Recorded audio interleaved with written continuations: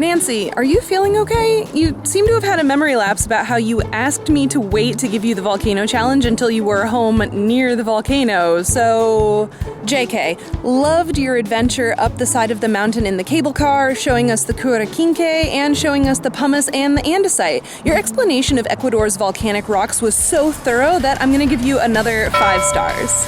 Turf Wars, a battle of wits, knowledge, and creativity. Which naturalist will prove they're the best? Choose your fighter and watch the action unfold on Turf Wars! Okay, Nancy, you challenged me to find a building constructed with local materials, but I'm actually going to show you 2. They're right next to each other, so I figured I'd do both at once. And sorry it took me so long to make this video, but the polar vortex was having a bad month, and I didn't feel like it was safe for me to drive into the city until now. Climate change, am I right? This is the Chicago Field Museum, our amazing natural history museum.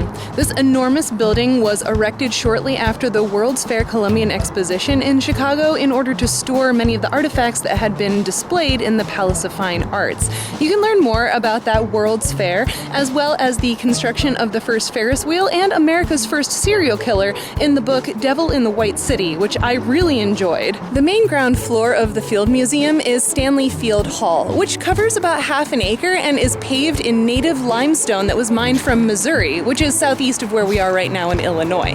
In addition to being beautiful and a strong building material, this native limestone is also filled with fossils. That's right, if you spend enough time scrutinizing the floor of Stanley Field Hall, you'll be able to find a bunch of fossils of ancient organisms just chilling in the floor. That same fossil-filled limestone can also be found on the floor of this building, the John G. Shedd Aquarium, which is literally right next door to the Field Museum. But in the aquarium, both the entryway foyer and the main hall are paved in the same fossil-filled limestone. The limestone we're talking about here is called Missouri marble, but that name is a little misleading.